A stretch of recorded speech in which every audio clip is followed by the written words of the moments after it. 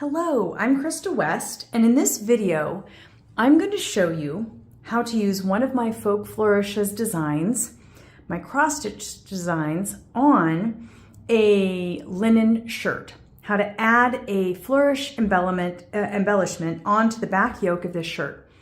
This is a basic white linen shirt. This one's actually made by Quince. I wear these shirts all the time, and I've often thought it'd be nice to add a little bit of folk embroidery touch to them. So here's how we start. You're gonna lay out the shirt on a work table. I definitely recommend doing this on a table, at least to set up. It's really hard to do this in your lap, so definitely get a flat surface. Lay out your shirt so that you're looking at your yoke, and look for about the middle line.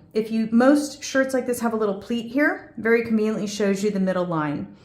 You are then going to take a piece of the waist fabric that is in the kit, and you're just gonna lay that over here. Now, as far as placement at this point, what I'm looking for is I'm going to put the fabric, the waist fabric, about even with where you can see sort of the seam allowance of the shirt there. And I'm gonna more or less kind of get it lined up. So I'm looking to get it lined up here and have it to be about 1/2 inch above the seam of the yoke. And you can just eyeball that for right now. And then I'm gonna look to have it be centered, roughly centered, side to side, with this pleat as sort of my center line. And I can see already that I need to probably move mine over a little bit. Okay, once I have that set up, I'm gonna take my seam gauge and I'm going to take just a cross stitch needle. You can do this with a cross stitch needle or an embroidery needle, but I tend to prefer a cross stitch needle because you don't pierce the threads of the waist fabric as easily, which makes removing the waist threads much easier. So now I'm going to start over here and I'm going to baste a line down the middle using my seam gauge to kind of make sure that I'm on the right track. And I'm looking at this going with like about where I want my design. And I think on this one, I'm going to baste a center line about 1 5/8 of an inch down. And I'm going to put this here and I'm going to start basting here. And I'm going to take just simple little stitches through about maybe every, I don't know, 6 or 7 threads, like that. You can do this with any color floss, a little bit of extra floss, and I'm going to go like that. Just these kind of big basting stitches. I'm going to get a couple more in, and then I'm going to check it and make sure that I'm still about at that 1 1/4, or what did we say? 1 3/4. Perfect, I'm right on. I'm going to continue doing that across like this, making sure that I'm staying right at that 1 3/4 area. If you do it this way with a seam gauge, if you don't have a seam gauge, you can just use a ruler app on your phone. Those are really easy. I use those a lot, like when I'm traveling and don't have a seam gauge. If you're really looking to do a lot of Folk Flourishes projects, I definitely recommend investing in a seam gauge. The little slidey thing here is very, very handy. And I can see here I'm going off a little bit, which is really common with a linen shirt. Linen shirts aren't exactly completely true. Linen's a nice kind of soft fabric, and the threads aren't always exactly lined up on the shirt fabric. So that can take a little bit of finessing, but we're looking pretty good here. And I'm going to continue doing that across. And again, I'm going about every, I don't know, 6 or 8 threads, trying not to pierce the threads if I can help it. Now when I get over here, I'm going to double check. Yep, I'm still, I'm starting to slip a little bit. So now I'm going to scooch my fabric up just a smidge. The great thing about these two is they don't have to be like 100% machine precision precise, because you're adding this flourish to an existing garment. So there's a little bit of that kind of perfect imperfect of handwork going on here. Here though, I am starting to get off a little bit, so I'm going to tighten that up a bit, get back to that. There we go. There's the measurement I need. And I'm going to continue going like that across the fabric. I am just using a single length of DMC floss, like that. Okay, then when I get to that side, I'm just going to cut it. I'm not going to knot it or anything. I'm just going to leave a little bit of a tail and cut it. Now I'm going to do the same thing up the center. And here you can take your seam gauge if you want, and you can figure out how big your pleat is and go up that way, or you can just eyeball it as well. I tend to just eyeball it. And now I'm going to do the same thing in this direction. This direction is typically much easier because you already have that horizontal basting line in, so your fabric doesn't really want to move around that much. If it makes you feel more comfortable, you can also put in extra basting lines. You just have to be careful of them when you're stitching, that you don't accidentally run over them. The other thing with clothing too that you have to be careful of is the tag. So try and get that tag out of the way when you're basting and kind of be aware of it when you're stitching. So this is the setup here. Now this one here, that thread kind of got taken up. I like to leave a little bit of a tail on each of my basting threads. So I'm now going to trim that. And next up will be the stitching.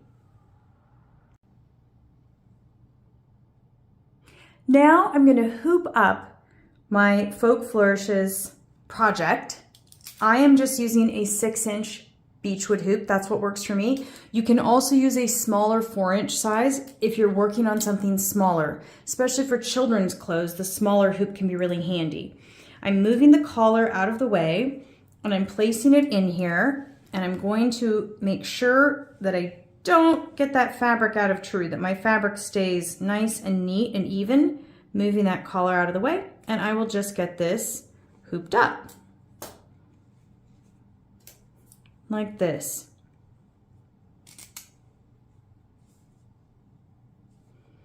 I like it kind of nice and taut.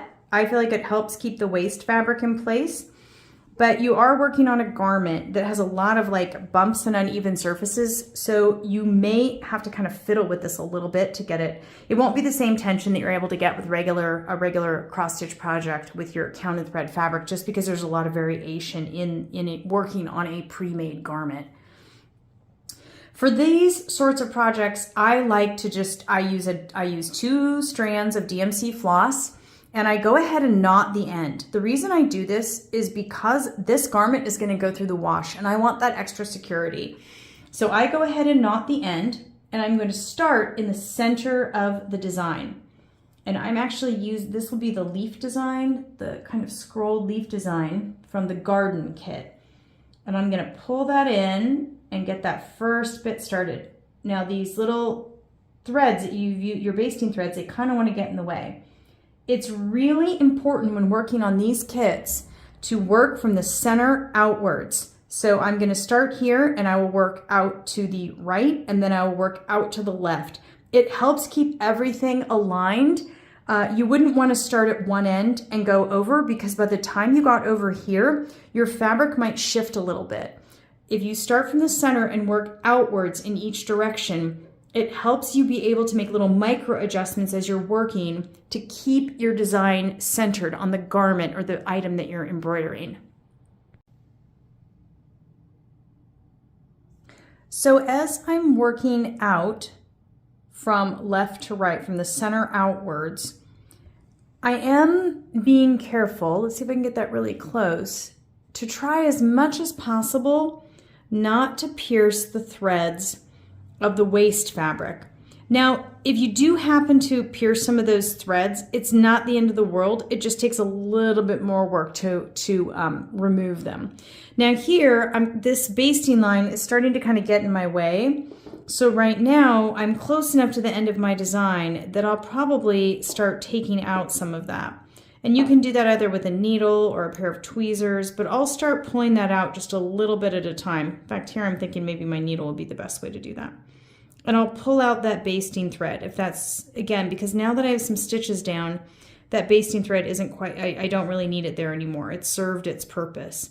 So I'll start pulling that out just to give myself a little bit more, a little clearer space to work as I continue. Once you've finished your embroidery, you're going to take your garment or item out of the hoop.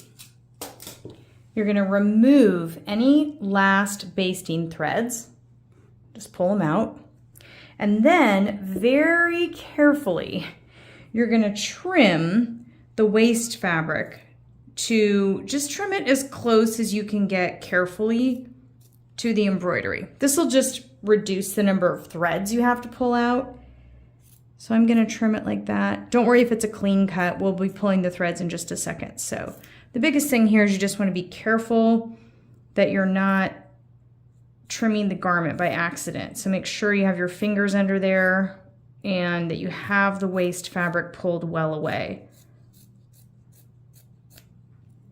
So you'll do that, top and bottom, being careful not to get the embroidery, like that. Okay, now we're gonna start removing the threads. So let me get a little closer to show you that. And the way we're gonna do this is just with whatever pair of tweezers you've got. Doesn't have to be fancy. Then I usually keep a dish nearby for removing the threads. I'm gonna start by removing the threads that are whatever's kind of loose first, because it is hard to get that to be a really clean cut across the top when you're trimming the waste fabric. So I'm gonna start by that, and I'll start pulling some at both the sides, both the vertical threads and the horizontal. What I want to do first is pull out the horizontal or even some of the vertical threads until I get to the point where I am at the edge of the embroidery. Now the reason you do it this way, okay, now I'm at the edge of the embroidery, so I'll pull out that last vertical thread. What I've discovered is the best way to do this is to actually pull out the vertical threads first. And you're just gonna take those with your tweezers and just pull them out. Now, every once in a while you'll have one. I find that it's best if you kind of grip the embroidery between finger and thumb. Every once in a while you're gonna have a thread like that doesn't wanna like pull out because you pierced it a little bit with the needle. Not a big deal. What you want to do in that case is use a pair of sharp scissors and very carefully get in there and try and cut the thread and take that out, and then see if you can pull it from the other direction. Let's see here. And kind of pull out. And usually that's all you need to do. If you have a seam ripper, you can use a seam ripper, but you just kind of want to figure out what stitch did you pierce the waste fabric thread with, and then just trim that, and then it will slide right out. And I apologize for my Band-Aid. Wouldn't you know that the day that I was going to do this video, I actually cut my thumb on opening my yogurt this morning, as crazy as that is. I didn't realize those lids were so sharp, but they are. So now I'm just going to work my way all across here, pulling out threads. And and you can see too, what I've done is I've folded the fabric kind of out of the way. It just makes it a little bit easier for me to see those threads. And I'm just pulling out threads. This part's really easy. It's kind of meditative too. It's like you can just be pulling your little threads out. While I'm doing this is a great time to talk about all the different things that you can flourish. I have so far embroidered shirts. I have embroidered Old Navy sundresses for my granddaughters. I have done little Old Navy linen shorts. Next up, I have women's shorts. And the next thing I'm gonna do is some linen pants for myself to just put like a little small flourish like this on the hem of my linen pants. I've done napkins. I have gotten kitchen towels at Trader Joe's, just the basic kitchen towels that have like a color stripe down them. The ones that usually come in like red or green or blue striping. And I have done that. And it's amazing. Start looking around. The one thing I will say is I've had more success on lighter fabrics, lighter weight fabrics. I tried embroidering early on a Fall Raven backpack, and it's just so thick. It's too thick. It's too hard to get the needle through with this technique. So you're going to want to stick to things like linen cotton blends, cottons, fabrics that are fairly thin, work really, really well. I've also flourished a ton of just basic little muslin tote bags, the kind that I keep around my house for like going to the library or making a quick trip to the store or whatever. It's kind of nice to have a little bit of folk embroidery on them. Those go really quick. I usually put the smaller borders on those and it goes very, very quickly. Okay, almost done here. I've also done napkins. I made simple napkins, but sometimes Trader Joe's has those linen napkins and those would be great. Those would be great for gift giving. I've also thought that handkerchiefs would be great. Using a linen napkin as a basket cloth to like line a basket with like maybe a little folk embroidery motif or border on one corner would be really nice. Pillowcases would be great. I think for some of these designs, you could even use them for small pillows, like say, just even accent pillows. You could put the design onto a linen or cotton linen fabric. Thrifted items, thrifted clothing would be fantastic. I'm sure you could spend a whole day in a thrift store trying to find different things that this technique would work well for. So think about where you can put these borders. Shirt yokes like this work really, really well. And on this shirt, I also did the cuff. Let me see if I can find that right here. I did the cuff on this shirt as well. And here's the cuff.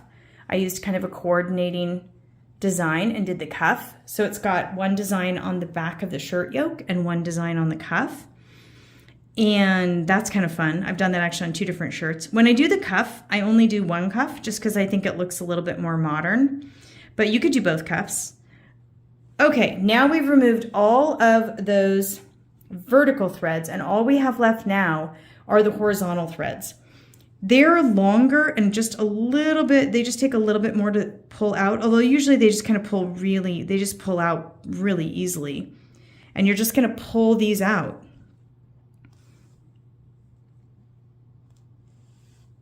And then these will just come out every once in a while. Again, you'll get one that has a little, and you'll have some of the ones that it got freed up at the bottom here. I usually just take those out. And like that, you'll have them sometimes that kind of want to hang up just a little bit. It's like a tiny fiber. You've pierced a tiny fiber of the waste fabric and it's okay. Just kind of hold on to the embroidery, give it a little firm tug, and they usually just come straight out. And then you just keep pulling out the threads like this. I will say that the most successful designs tend to be designs that have a certain amount of open work. Designs where every single stitch is filled in with a stitch, those aren't going to be nearly as successful because it's going to be a little harder to remove the threads. I also think aesthetically, this concept, this technique works really well when there's a fair amount of open space on the garment or whatever you are embroidering. And there you have it. There is your finished piece right there. And a really, really great way to add folk embroidery beauty to your garments and household objects.